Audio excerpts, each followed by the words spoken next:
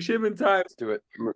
I saw a quote today. I forget who it's from, but they say that Shavuos is the Kabbalah Torah on like a chitzoni level. But on Lag BaOmer, it's a Matan Torah of the Sod of the Torah, the secrets of the Torah. So let's fire it up, B'Shem Kol Yisrael.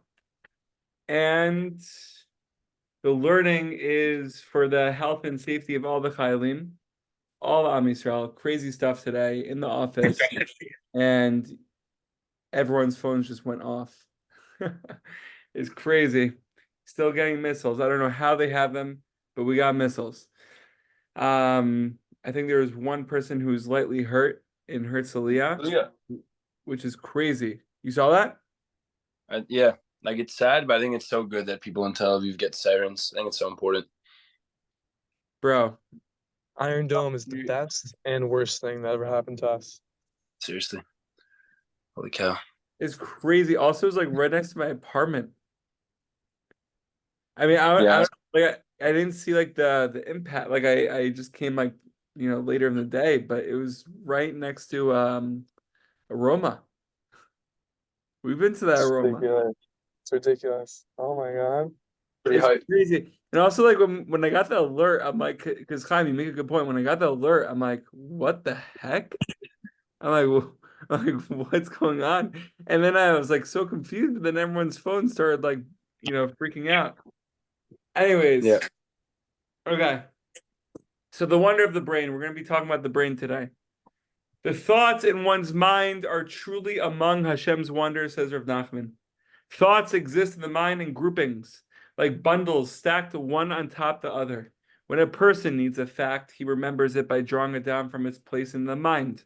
This itself is a great wonder, for where was this thought located until then? It's like those machines that you go to, like in the when you're on a road trip and you go to like the gas station, or you go to the strip mall and then you have like the claw machine. I don't even know why I'm like referencing the claw machine. I just did it once. It's usually like the amusement parks and all that stuff. So that's like our mind, the Havdil, that's our mind. We're filled with all those plush toys. And then when we want to bring out a fact, we just take the claw and we mamish pull out, a plush toy, a Webkins. Many associations and symbol Webkins. Who remembers Webkins? Oh, blast from the past. Many associations and symbols are located in these bundles in the mind. One remembers a fact because he encounters some idea that stimulates association and symbolism associated with a particular thought. That idea is then brought forth out of all the bundles arranged in his mind. When a particular thought emerges, all the other thoughts in his mind are turned over and rearranged in a different pattern. It is just like the physical case where removing something from a parcel or pile causes the entire order to be rearranged. I do not know what's going on over here. Of the rearrangement of the mind and the thoughts going to different places. I really don't know. But Rav Ari Rosenfeld, it's Sri Ari Rosenfeld. We're just going to look at this before we give over the Rizal teaching. He says, since a human being is endowed with something that is so complex and so wondrous, surely he should utilize his blessing for good cause. Now that we know that the mind, we have piles and piles and bundles of stuff, and when we want to think of something and we want to focus on something, we pull something out of that bundle, and then the rearrangement happens, which I don't know exactly what that means. But we want these bundles to be good, healthy bundles. We want it to be nice bundles. We don't want it to be garbage cans. No one wants the garbage can bundles. We don't want that. So the Gemara says that the brain is different from any other receptacle. The nature is that if you have a 10-ounce glass, when you pour 10 ounces of liquid into that glass and try to add 1 more ounce, you'll find it impossible. Once that glass is full, you cannot add anything more. If the glass is empty, you could then add a maximum of 10 ounces to it. There's a limitation over there. The brain is exactly the opposite, says Rav Nachman. When it comes to knowledge, this is holy, that is holy knowledge of Torah. This is the knowledge that we're talking about. If a person's mind is empty and you try to pour information into it, the person will understand nothing. Again, I don't know what that means exactly. A hint could be things that are not so holy, right? And we're involved in those unholy things throughout the day, where we're really filling up our mind with soda, right? We're not really filling it up with water, with the Torah, with the true knowledge, right? So if we're filling our mind up with Torah, with soda, how can we receive anything? How can we receive anything? We're not putting ourselves in a good position to receive. Like what? I just had a ton of Ben and Jerry's. Just had a ton of Ben and Jerry's. I'm setting myself up to not receive to the maximum level. This person has a good developed brain, but has nothing in it yet. Eating too much Ben and Jerry's. You cannot teach this person anything because nothing will enter into it. But if the brain is filled with a lot of information, a lot of depth, a lot of knowledge of Torah, and you want to add information to it, it will grasp and absorb immediately. So a brain that is empty will not accept, but a brain that is full will absorb much more than before. It's the opposite of regular kli and regular spectacle. So, Chevra, the more holy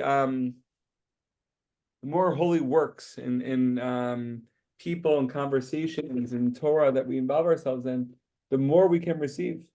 The more we can receive. It's amazing. It's like we can't do Netflix all day, right? It doesn't say that like we should be osik in Netflix all day, like for 24 hours. We'd be unable to do that. But Torah, we could reach a level where we could do 24 straight hours of Torah. We could do that. Later. I don't know why I just went off the Netflix rant, but okay. Anyways, that Rizal, Chevra. Oh my gosh, Chaim was scared of the Netflix one, Netflix and chill. He was a little scared there, a little scared. All right, everyone, open up the hearts. Nita, is the heart open? The brain is open, the bundles are open. We're just pouring water. We're pouring holy waters into our receptacles, and we're going to receive more than we ever thought we could receive. Ami, great to see you. And the quote, Lag BaOmer teaches us the great power we have to bounce back, to rebuild in the face of calamity, to create the world anew. Rabbi Kiva did it then, we could do it now, says Rav Warren Goldstein.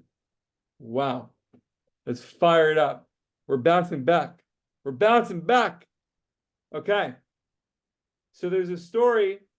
I got this book. Nita, you should get this book. Ami, you probably have this book already.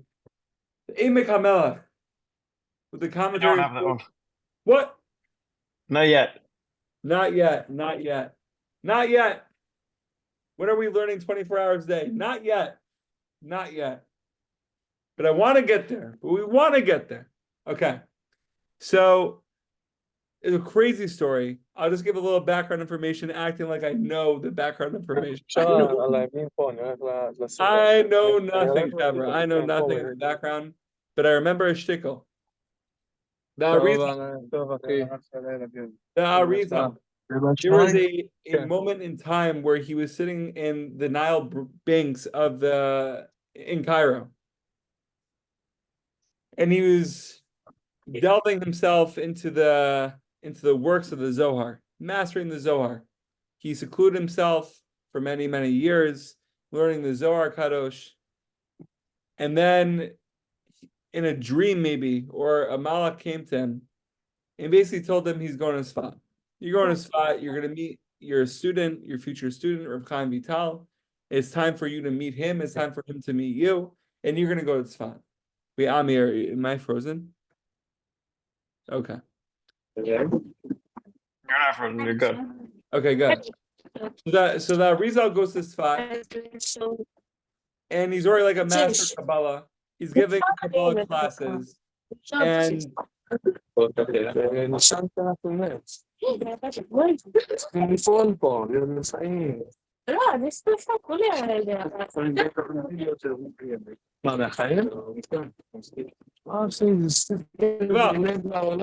doesn't work. The Arizal Kadosh would be giving Kabbalah classes, and it was a whole thing. But the rabbi at the time, the big rabbi at the time was Rav Yosef Cairo. Rav Yosef Cairo, we know, wrote the Shulchan. Oh, here we go. Oh, Ratzav Vashov, Mati Levelo Mati. Oh, he's running, returning. Where's that Gever? Where is that Gever?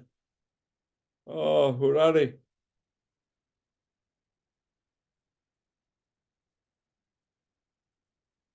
Mati. Let's get him back.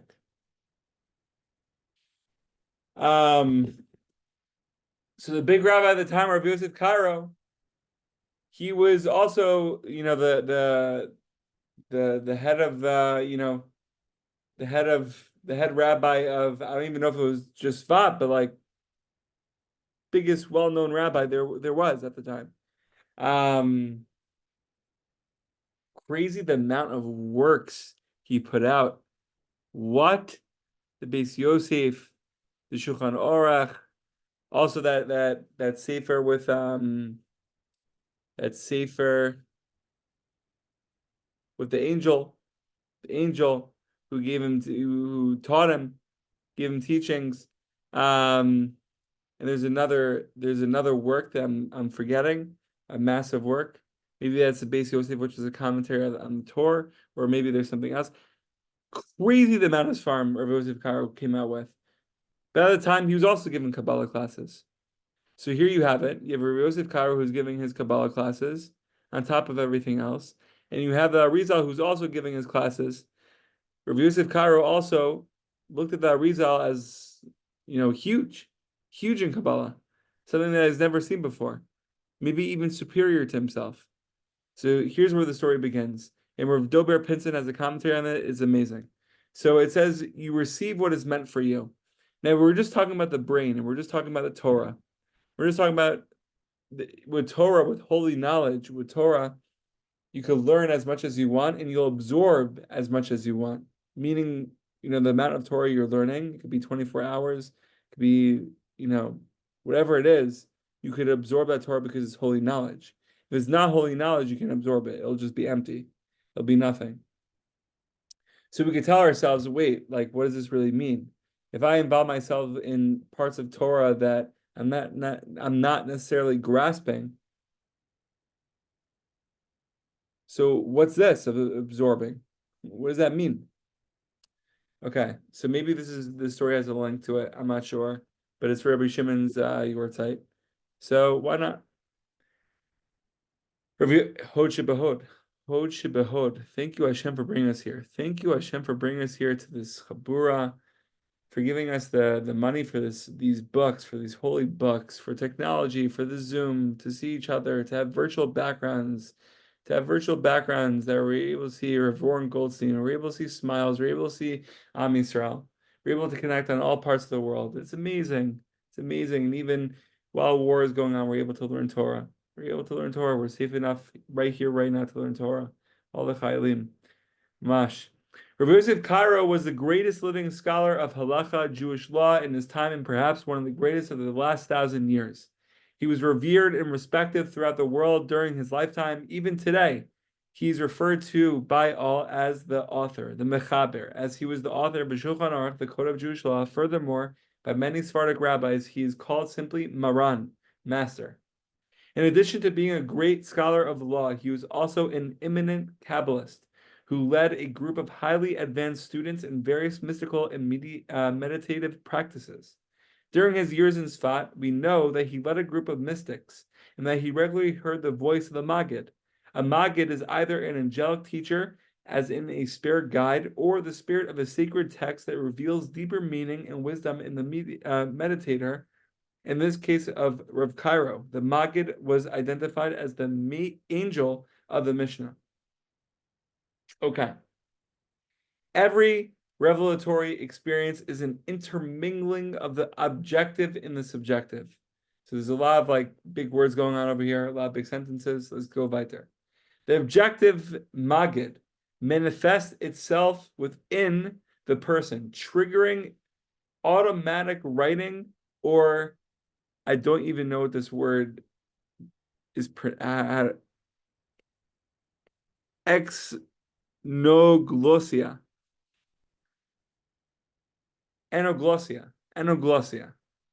Silent X. triggering automatic writing. Okay, so the objective Maggid manifests itself within the person, triggering automatic writing. You go straight to the pencil, you go straight to writing the whatever the Maggid is teaching you, which is in some ways, even if only subtly, influenced by the subjective psychology and conditioning of one receiving the transmission. In the case of Rav Yosef Cairo, the Maggid was audible to all present, speaking through his lips in a loud voice. Rav Yosef Cairo, in 1488, was almost 50 years older than the Arizal, and yet, when the young Arizal came to Sfat and began teaching, Rav Yosef Cairo humbly accepted the Arizal as his superior and teacher in Kabbalah. But every time that Arizal would be in Chaver, this is crazy stories. I mean, you're talking about Rav Yosef Cairo, we just saw, he's literally getting a Maggid, speaking to him, teaching him Torah, the biggest of the biggest, and comes the Arizal, and who's 50 years younger than Rav Yosef Cairo. Rav Yosef Cairo considers him superior, and he's attending to his classes. But every time that Arizal would begin to teach, something odd would happen. Rav Yosef Cairo would fall asleep.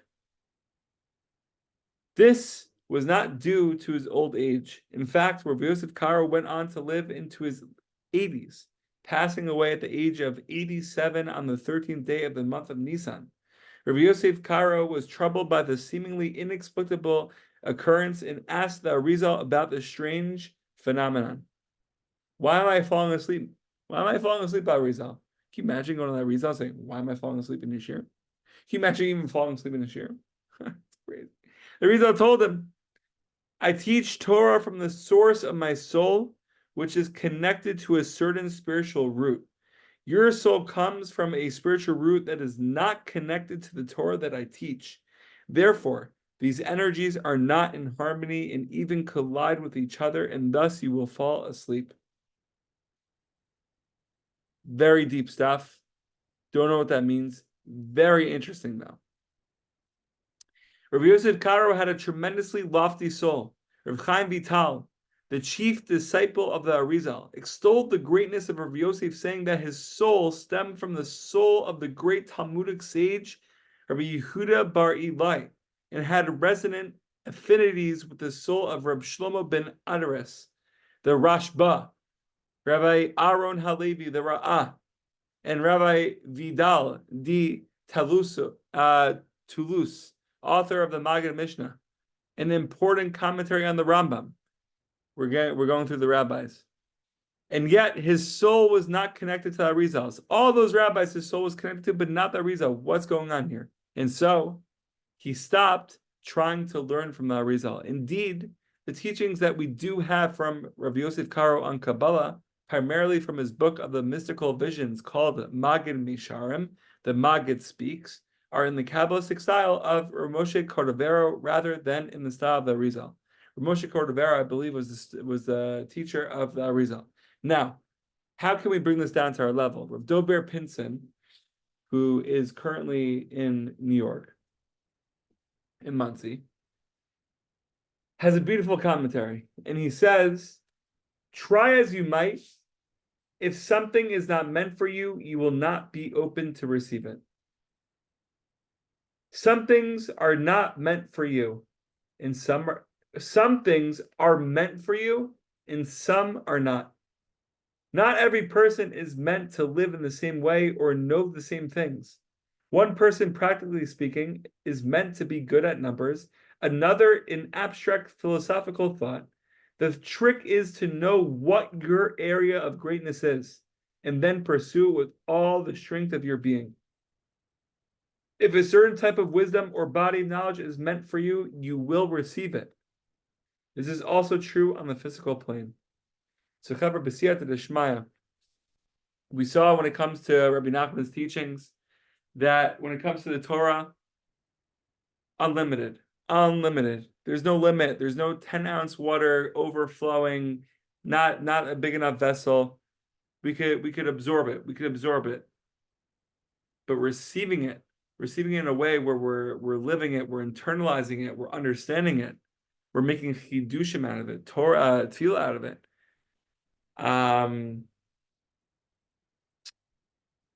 it's a different type of ball game. It seems like from a story, coming from like there's a receptacle within the receptacle. So we should just know that whatever we feel is right in a good that something that's positive, pursue it, go with it, because you're meant to receive it.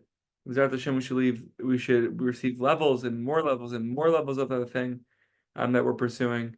And Without Hashem will fire it up, B'Shem Kol Yisrael, and then hopefully we'll be able to receive every other positive thing that we come across and fire it up. B'Shem Kol Yisrael.